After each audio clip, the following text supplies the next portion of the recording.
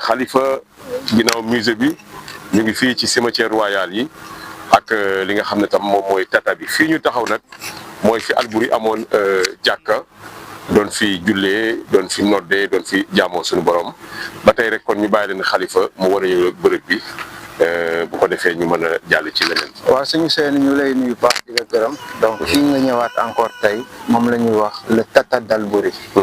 donc mu nekk ci patrimoine historique du Sénégal yi nga xam ne c'est classé patrimoine par l'État du Sénégal. Grâce aux efforts de l'ancien conservateur El Hadj Mansour Bouna Ndiaye. moo ko xeex ba defaraat ko ba ñu mën ko classer patrimoine historique. bokk na ci le patrimoine fii nga taxaw ñu koy wax la mosquée du Tata.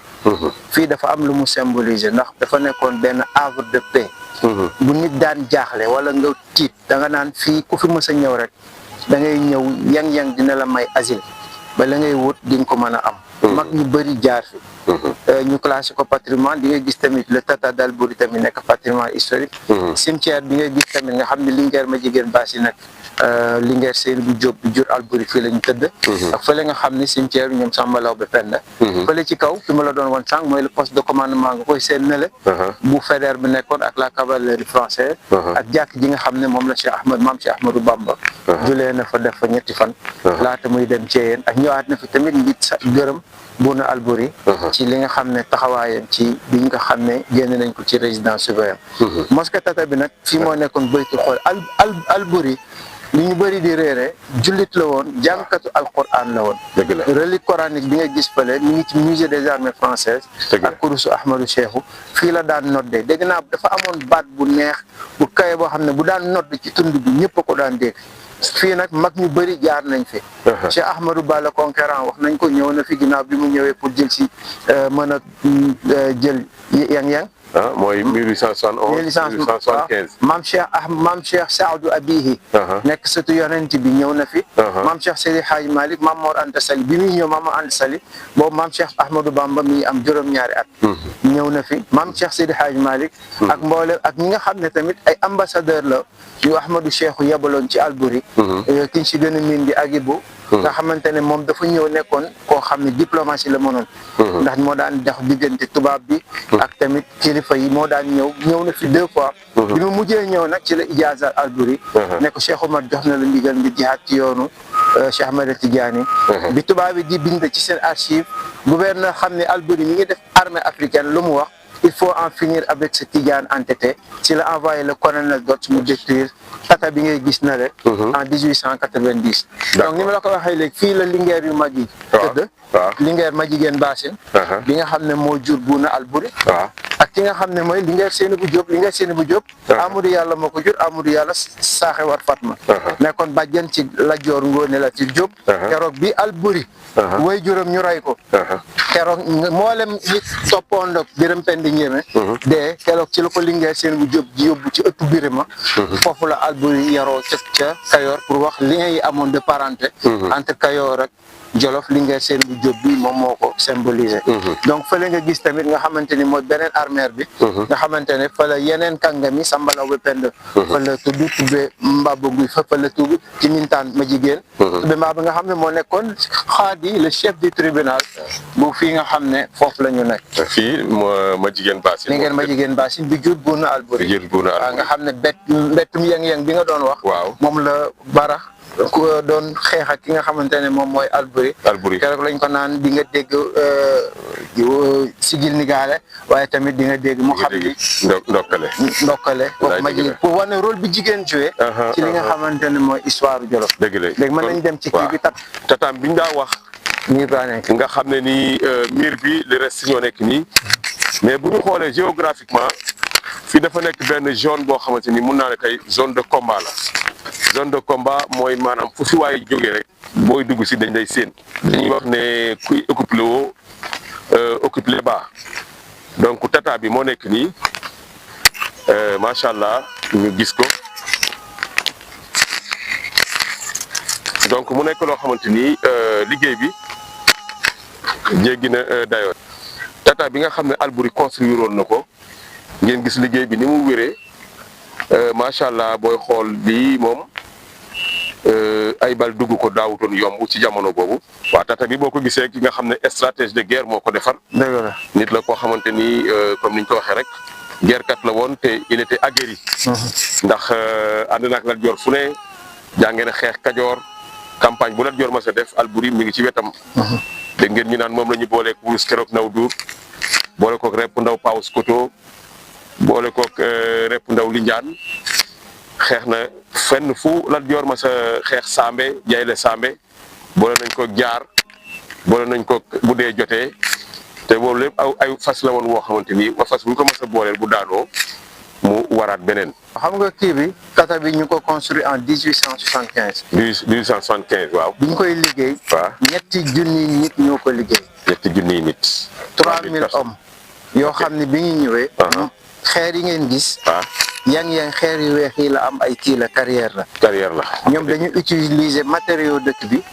utiliser li am dëkk bi ak mooy loolu boo xoolee ci wàllu stratégie.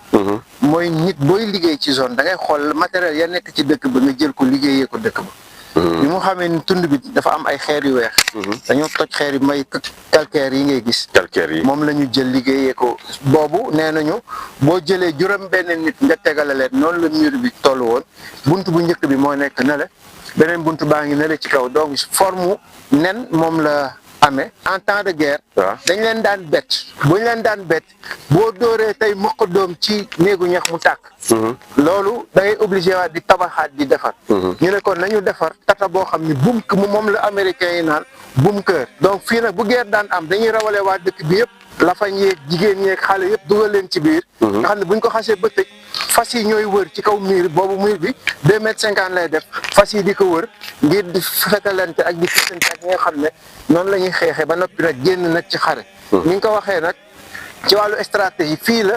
lac de guerre daan jaar ñu koy wax les vallées fossiles. jamono nawet day am ndox nga xam ne seen fas yi day naan bu suur bu ñu waree fóot bu fóot lu ñu soxla ci ndox. ñu jël ko ñu ngi seen ay ñuul. dex baa ngi noonu loolu yëpp mooy dex bi nga xam ne mooy jóge ba lac de guerre. traversé yang donc c'est une zone stratégique militaire boo xam ne tey. ci patrimoine donc ñu ngi liggéey aussi pour le tourisme historique. tubaab yaa ngi ñëw di ko visiter. bu nga xam ne tey ces vestiges ñu si lancé appel aussi.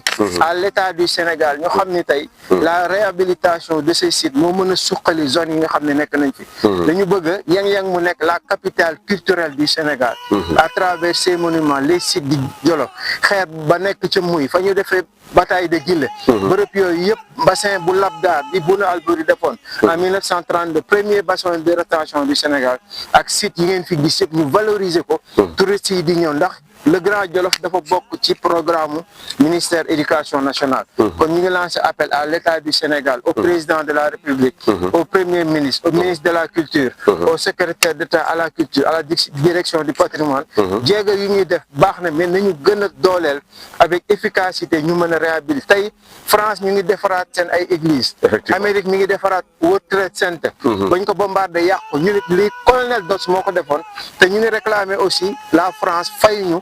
suñu tata bi ñu détruire loolu ñu ngi koy laaj à l'état du Sénégal te am nañu yaakaar ci ñoom ñu def ko que ces sites élèves yi di ñëw étudiants yi di ñëw. ngir ñu mën a jàngal le Grand Jolof. dina am ay programme yoo xam ne culturel yoo xam ne ñu ngi koy waaj a def. te incha allah dinañ leen ci invité ngeen ñëw fekk. incha allah donc kon mën nañoo waaw ñu ne fii la mbettalum yang-yang mi amoon. ci bi bara ànd ak néeg du ñabu.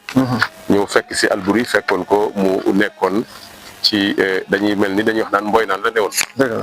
ci soxnaan su nekk foofu. nga xam ne dañuy wax naan Baye Fari Keteng bi mu waree capitaine fekk si ko foofu. bi mu ko déggee da koo laaj ana dëkk ba. ñu ne ko ñu nga fa mën leen dëkk boobu seen borom a nga fa.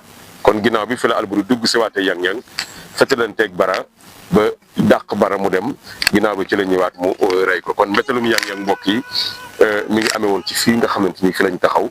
waaye nag leen gënoon a mën a protéger mooy xel mi Alburi Buurba Jolof defoon muy tata bi kon mbokk yi ñu xamee ko noonu tata bi Alburi deful ko woon rek ci hasard tànnoon na d'abord géographiquement loo xam ne dañ koy soxla waaye tamit leen di mën a aar en cas de combat ak yu demee noonu kon mbokk yi ñu ngi continuer ba tey sunu visite donc bugg a fas yéene jaar ci yeneen i étape ngeen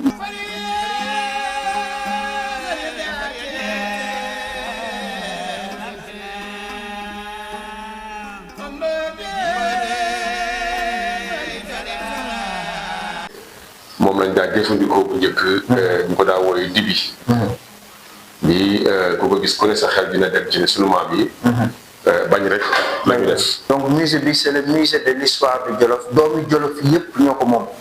ñu bëgg taarixu Jolof ci histoire am ba mu tàmbalee ca Njaajaan. ba ci génération bii ñu nekk. képp kuy doomu Jolof. ak foo mën ci nekk. ak raaya boo mën ci am ci àdduna nga am sa représentation maam sa papa wala yow sa wàllu bopp ci biir musée bi. donc ni nga ko waxee tamit fii li nga gis yëpp ay daf lenn ci ay archives la manuscrits yi nga xam ne. waaw Bouna Albouri doon na ko jëflante bi muy administré Jolof.